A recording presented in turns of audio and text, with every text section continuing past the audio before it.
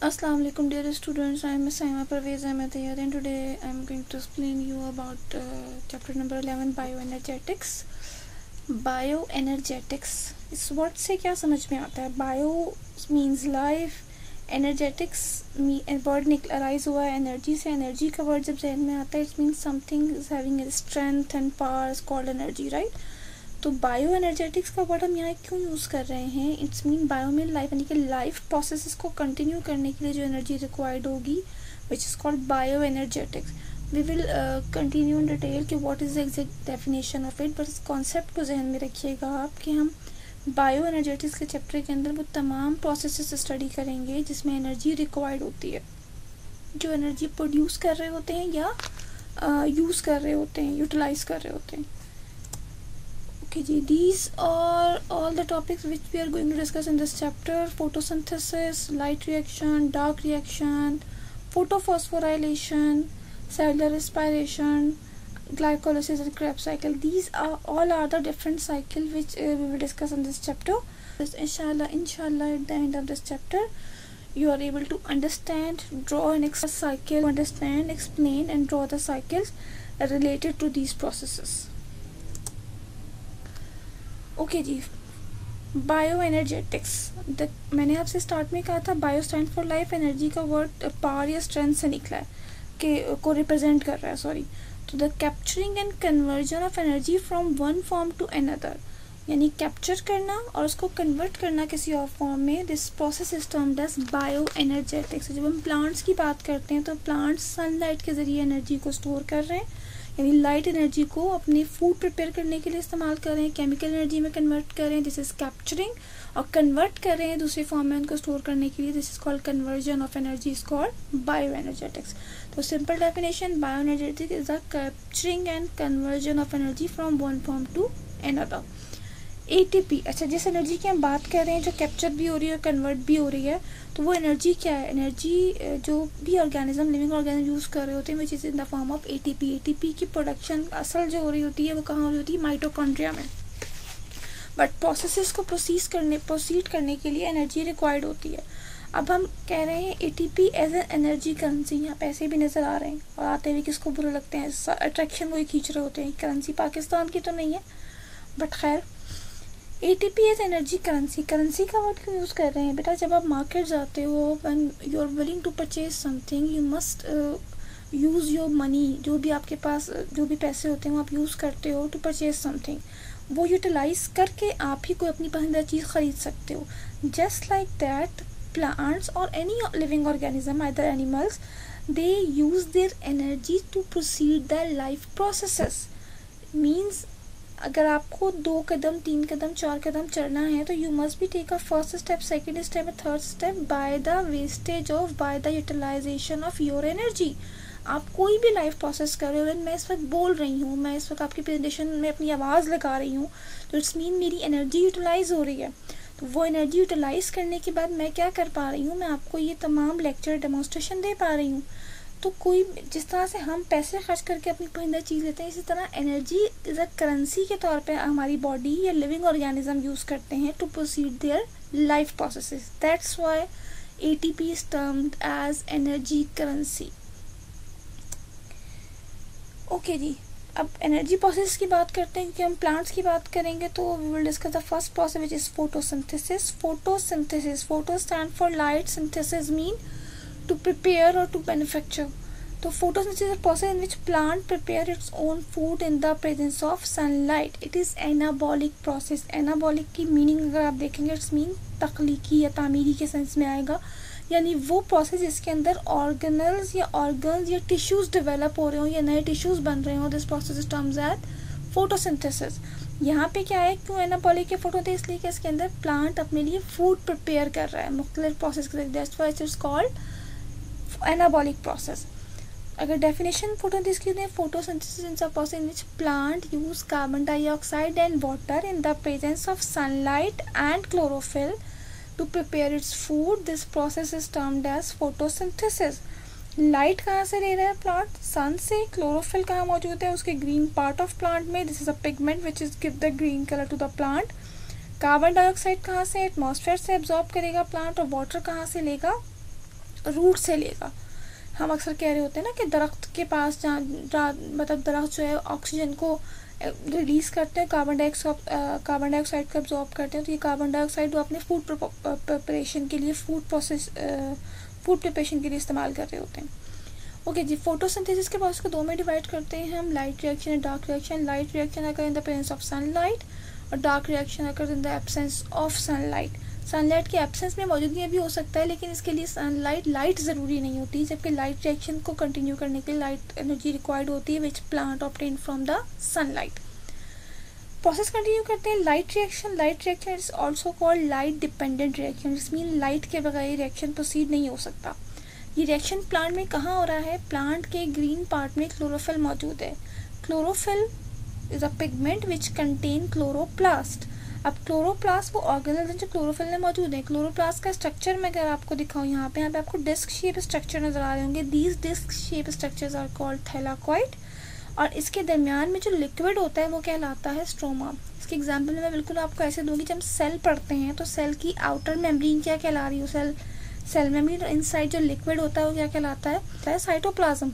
Just like that chloroplast के inside जो liquid होगा वो क्या कहलाएगा? स्ट्रोमा। और जो डिस्क लाइक स्ट्रक्चर्स आ रहे हैं वो क्या कहलाएंगे? थैलाकॉइड। थैलाकॉइड बहुत सारे जब एक साथ ग्रुप की फॉर्म में होते हैं तो वो ग्रेनम कहलाते हैं। फोटोसिंथेसिस के प्रोसेस को मैं दो में डिवाइड किया था, light reaction and dark reaction, and these two process occur in the chloroplast. Chloroplast में कहाँ होंगे? जो लाइट रिएक्शन का प्रोसेस होगा वो थैलाकॉइड में होगा, और डार्क रिएक्शन कहाँ होगा? स्ट्रोमा में। दोनों प्रोसेस हो कहाँ रहे हैं? क्लोरोप्लास्ट में, बट उनकी प्लेसमेंट चेंज है। Light reaction occur in the thylakoid और dark reaction occur in the stroma. Light reaction भी थैलाकॉइड की आउटर मेम्ब्रेन में होगा, right? Okay, we will continue about the light reaction. Light reaction occurs in the presence of sunlight. That's why it is called light reaction. It is also called photophosphorylation. Photophosphorylation क्या है? A process utilize light energy from photosynthesis to convert ADP to ATP. इस process को हम क्या कह रहे हैं? Photophosphorylation कह रहे हैं। इसको दो में डिवाइड करते हैं, साइक्लिक एंड नॉन साइक्लिक, तो मैं आपको इसके एंड में बताऊंगी।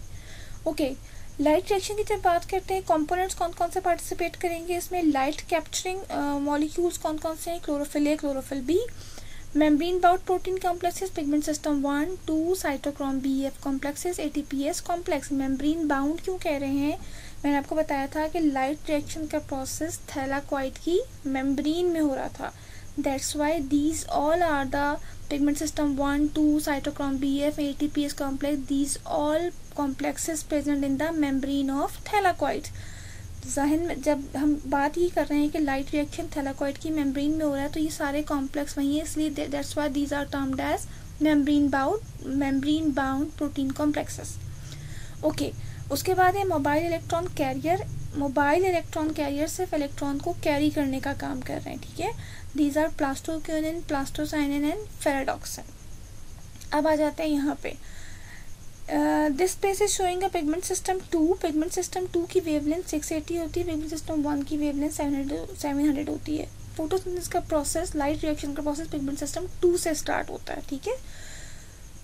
इस प्रोसेस को स्टार्ट करने के लिए सनलाइट की एनर्जी रिक्वायर्ड है। अब सनलाइट की एनर्जी जैसे ही सिस्टम में पड़ती है, ये अपने इलेक्ट्रॉन को एक्साइटेड स्टेट में पहुंचा देते हैं, लेकिन ये अपने पास इलेक्ट्रॉन का स्टोरेज रखते हैं। कैसे रखते हैं? By the process of photolysis. Photo stand for light, lysis मतलब ब्रेकअप, यानी कि लाइट की मौजूदगी में वाटर का मॉलिक्यूल ब्रेक होता है और प्रोड्यूस क्या कर रहा है? इलेक्ट्रॉन। वाटर मॉलिक्यूल ब्रेक होकर इलेक्ट्रॉन प्रोड्यूस कर रहा है, प्रोटॉन एंड ऑक्सीजन रिलीज कर रहा है। ये इलेक्ट्रॉन पिगमेंट सिस्टम 2 अपने पास as a saver, as a store material के तौर पे रखता है कि अगर जब लाइट के इलेक्ट्रॉन, सनलाइट एनर्जी के इलेक्ट्रॉन फॉल हो तो उसके दौरान भी ये प्रोसेस कंटिन्यू रहे। जैसे ही सनलाइट इस पर पड़ती है, इसके पास ऑलरेडी जो इलेक्ट्रॉन मौजूद है उसको ये अपने ग्राउंड स्टेज से एक्साइटेड स्टेज, ये दो टर्म्स आपने केमिस्ट्री में सुनी होंगी, यानी फोटो सिस्टम एनर्जी के पहुंचते ही जो अपने पास सेव हुआ हुआ इलेक्ट्रॉन होता है उसको अपने ग्राउंड स्टेज से एक्साइटेड स्टेज से पहुंचा देता है। यहाँ पे कुछ कॉम्प्लेक्सेस होते हैं जो कि प्राइमरी एक्सेप्टर कहलाते हैं, जो उनको एक्सेप्ट करते हैं और उनको मोबाइल इलेक्ट्रॉन कैरियर की तरफ मूव कर देते हैं। यहाँ पे सबसे कौन से? प्लास्टोक्यूनिन है, प्लास्टोसाइनिन है, साइटोक्रोम कॉम्प्लेक्स बी है। These all are the mobile electron carrier and complex. जो कि कैरी कर रहे हैं इलेक्ट्रॉन को from one substance to another substance. और इस पूरे प्रोसेस में जब साइटोक्रोम कॉम्प्लेक्स प्लास्टोसाइनिन को इलेक्ट्रॉन कैरी करता है तो उस दौरान एटीपी की प्रोडक्शन होती है, क्योंकि साइटोक्रोम कॉम्प्लेक्स जो है इसके बाद फॉस्फेट मॉलिक्यूल मौजूद है, ये एडीपी के साथ कंबाइन करके इसको किसमें कन्वर्ट कर देता है, एटीपी में कन्वर्ट कर देता है।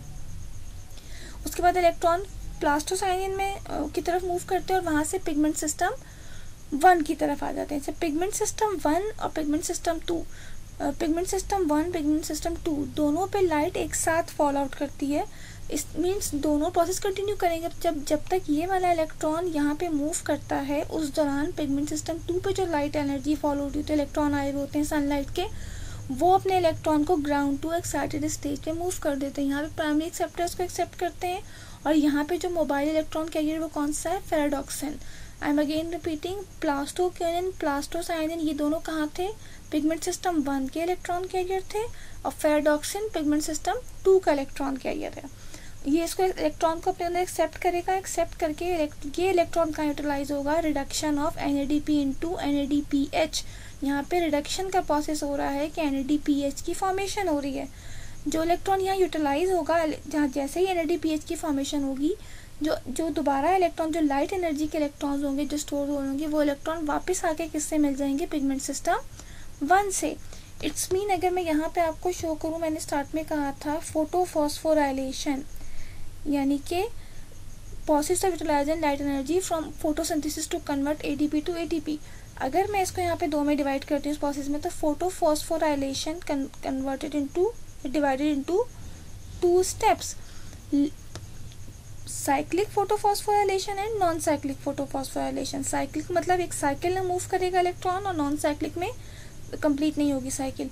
यहाँ से पिगमेंट सिस्टम 2 से जो साइकिल स्टार्ट हुई थी, जिसने प्लास्टोक्योनिन, साइटोक्रोम B, प्लास्टोसाइनिन और पिगमेंट सिस्टम 1 तक इलेक्ट्रॉन को कैरी किया था और फिर वहाँ से यहाँ प्राइमरी एक्सेप्टर ने इसको एक्सेप्ट कर दिया था, यहाँ तक की जो साइकिल है पूरी साइकिल क्या कहलाएगी, नॉन साइक्लिक फोटोफॉस्फोराइलेशन। लेकिन जब हम साइक्लिक फोटोफॉस्फोराइलेशन की बात करेंगे तो वो स्टार्ट ही कहाँ से होगी, पिगमेंट सिस्टम 1 से। प्राइमरी एक्सेप्टर ने इलेक्ट्रॉन को एक्सेप्ट किया, फेराडॉक्सिन है, यहाँ पे इलेक्ट्रॉन ने NADPH को कन्वर्ट किया और वापस आके किससे मिल गया, पिगमेंट सिस्टम 1 से। तो this occurs in the form of cycle, that's why it is called cyclic photophosphorylation. और जो पिगमेंट सिस्टम 2 का प्रोसेस था वो साइकिल में नहीं हुआ था, that's why that was termed as non cyclic photophosphorylation. मतलब नॉन साइक्लिक फोटोफॉस्फोराइलेशन, अगर पॉइंटर आप मेरा देखें, पिगमेंट सिस्टम 2 से स्टार्ट होकर यहाँ ख़त्म हो रही है पूरी फेराडॉक्सिन पे, और साइक्लिक कहाँ है, पिगमेंट सिस्टम 1 से स्टार्ट होकर वापस पिगमेंट सिस्टम 1 पे ख़त्म हो रही है। This is called cyclic photophosphorylation. Events take place during photophosphorylation या light reaction. Photolysis of water first step था। Electron transport chain pigment system 2 to 1 जो आपने पूरा देखा, पिगमेंट सिस्टम 2 ने इलेक्ट्रॉन को लिया, एक्सेप्ट किया, पिगमेंट सिस्टम 1 तक किस तरह पहुँचाया।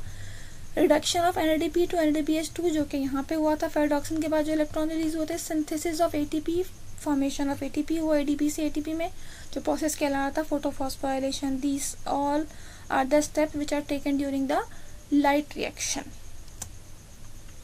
ओके जी, now we are moving toward the dark reaction. Dark reaction को हम लाइट इंडिपेंडेंट, बहुत सारे नामों से प्रोनाउंस कर रहे हैं, light independent reaction, kelvin Benson cycle. Kelvin Benson वो साइंटिस्ट थे जिन्होंने डिस्कवर की थी, इसलिए इस साइकिल को केल्विन बेंसन साइकिल कहते हैं। डार्क रिएक्शन क्यों कह रहे हैं, इन द एब्सेंस ऑफ लाइट हो रहा है। लाइट इंडिपेंडेंट रिएक्शन है कि लाइट की ज़रूरत नहीं होती, लाइट से आज़ाद है ये रिएक्शन। C3 साइकिल, C3 क्यों कहला रही है, प्रोसेस बताती हूँ। रिडक्टिव पेंटोज फॉस्फेट साइकिल, ये मैं इंशाल्लाह साइकिल एक्सप्लेन करते हुए आपको बताती हूँ। This cycle consist of 3 steps, carboxylation यानी कि fixation of carbon dioxide, reduction of 3-phosphoglycerate, regeneration of ribulose biphosphate।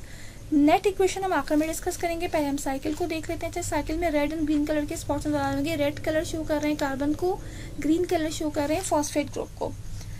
Process क्या है जनाब, कार्बन डाइऑक्साइड लाइट रिएक्शन में कार्बन डाइऑक्साइड फोटोसिंथेसिस में कार्बन डाइऑक्साइड रिलीज होती है, लेकिन क्योंकि जब डार्क रिएक्शन होता है उसमें लाइट मौजूद नहीं होती, तो वो उसी कार्बन डाइऑक्साइड को जो उन्हें यूटिलाइज करनी होती है इस प्रोसेस में इस्तेमाल करते हैं। Carbon dioxide combine with ribulose biphosphate to forming a 3 carbon compound which is called 3-phosphoglycerate।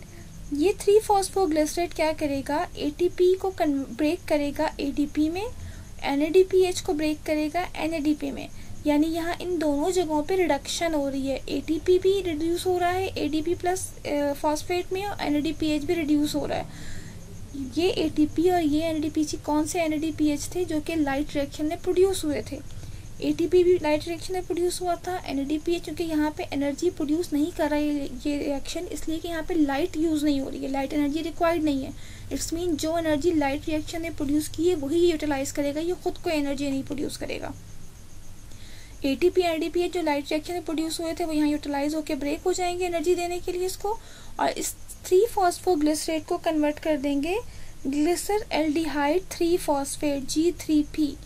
यहाँ पे 3PGA 3-फॉस्फोग्लिसरिक एसिड, यहाँ पे G3P ग्लिसर एल्डिहाइड 3-फॉस्फेट, राइट। ये ग्लिसर एल्डिहाइड अपना एक फॉस्फेट रिलीज करेगा और कन्वर्ट हो जाएगा किसमें, ग्लिसर एल्डिहाइड 3-फॉस्फेट विद 1 फॉस्फेट ग्रुप।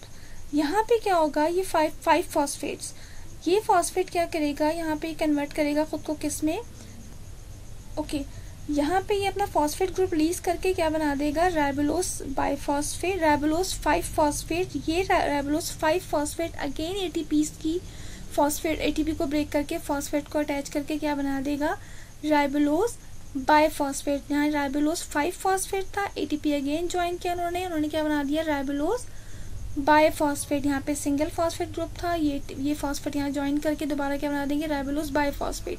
ये ribulose biphosphate again carbon dioxide के साथ कंबाइन होकर इस साइकिल को कंटिन्यू कर देगा। अब आगे बात, यहाँ पे ये साइकिल C3 साइकिल क्यों कहला रही है, cycle which first stable compound which is three phosphoglycerate consist of 3 carbon, that's why this cycle is termed as C3 cycle. हम नॉर्मली जो प्लांट्स देखते हैं उसमें 80 to 85% प्लांट जो हैं वो C3 प्लांट्स कहलाते हैं, इसीलिए कि उनकी डार्क रिएक्शन के दौरान जो फर्स्ट कंपाउंड प्रोड्यूस हो रहा होता है वो कौन सा होता है, 3-फॉस्फोग्लिसरिक एसिड, आप कह सकते हैं 3 carbon compound first stable compound होता है, इसलिए ये साइकिल क्या कहलाती है, C3 साइकिल। और जिन प्लांट्स में ये होती है क्या कहलाते हैं, C3 plants. Reductive pentose phosphate cycle, 5 pentose जो है रिड्यूस हो रहे होते हैं इस प्रोसेस में, that's why it is called reductive pentose phosphate cycle. Net reaction की जब बात करें, कार्बन डाइऑक्साइड मॉलिक्यूल्स को यूटिलाइज होने के लिए इस प्रोसेस में 9 एटीपी और 6 एनएडीपीएच रिक्वायर्ड होंगे, जो कि कहाँ बन रहे होंगे, लाइट रिएक्शन में, लाइट रिएक्शन में बनेंगे।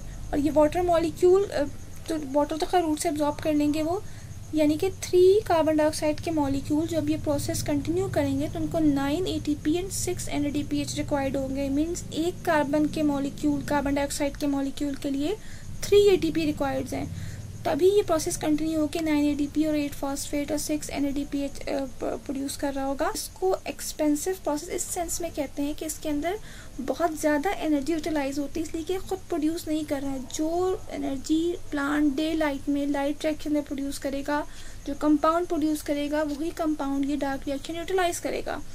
और प्रोसेस हो कहाँ रहा है, डार्क रिएक्शन स्ट्रोमा में, which we have already discuss. Light reaction कहाँ हो रहा था, थैलाकोइड की मेम्ब्रेन में, डार्क रिएक्शन कहाँ हो रहा था, स्ट्रोमा में। ओके जी, नेक्स्ट स्टेप क्या है, this is a summary of the both processes of photosynthesis. हमने क्या देखा, लाइट रिएक्शन में the parents of light and water molecule जो कि प्लांट रूट से एब्जॉर्ब करेगा और ऑक्सीजन रिलीज करेगा। प्लांट ने क्या प्रोड्यूस किया, क्या प्रिपेयर किया, अपना फूड तो प्रिपेयर कर रहा है वो, लेकिन उसने एटीपी एनएडीपीएच प्रिपेयर किए। ये एटीपी एनएडीपीएच किसने यूटिलाइज किए, डार्क रिएक्शन जिसे हम केल्विन साइकिल भी कह रहे हैं, और उनको वापस किस में कन्वर्ट कर दिया, एनएडीपी और एडीपी में, और ये दोबारा वापस लाइट रिएक्शन में यूटिलाइज होकर दोबारा एटीपी एनएडीपीएच में कन्वर्ट हो जाएंगे। इस तरह से पूरा प्रोसेस कंटिन्यू होता रहता है। लाइट रिएक्शन के बाय प्रोडक्ट्स क्या थे, ऑक्सीजन रिलीज हो रही थी जो कि एनवायरनमेंट में रिलीज जाएगी, ठीक है, जो ह्यूमन बींग सांस लेने के लिए, अदर लिविंग ऑर्गेनिज्म सांस लेने के लिए इस्तेमाल कर रहे हैं। एटीपी एनएडीपीएच प्रोड्यूस हो रहा था जो कि कौन यूज़ कर रहा था, डार्क रिएक्शन या केल्विन साइकिल यूज़ कर रही थी। केल्विन साइकिल के बाय प्रोडक्ट्स क्या हैं, एनएडीपी एडीपी जो कि वापस लाइट रिएक्शन में जाएंगे। इसके अलावा यहाँ पे शुगर मॉलिक्यूल प्रोड्यूस होता है जो कि सेलुलर रिस्पिरेशन को कंटिन्यू कर देता है। यहाँ तक कोई कन्फ्यूजन हो तो बेटा प्लीज़ पूछ दीजिएगा। This is a complete process of photosynthesis which occur in 2 steps, light reaction and dark reaction. At the end of, हम जब इक्वेशन बताते हैं हम यही आपसे कहते हैं कि carbon dioxide plant prepare its own food in the presence of sunlight and chlorophyll by the combination of carbon dioxide and water and produce oxygen and prepare their food. अब जो ऑक्सीजन प्रोड्यूस ऑक्सीजन जो हो रही है वो environment में जा रही है, जो फूड प्रिपेयर हो रहा है वो प्लांट अपने डिफरेंट लाइफ प्रोसेस के लिए इस्तेमाल कर रहा है, जो हम सेलुलर रेस्पिरेशन नेक्स्ट स्टेप में देखेंगे इंशाल्लाह। होप सो कि you don't have any kind of query, अगर है आपको कोई क्वेश्चन पूछना है you can ask. Thank you so much and give me your response after watching this presentation. Thank you.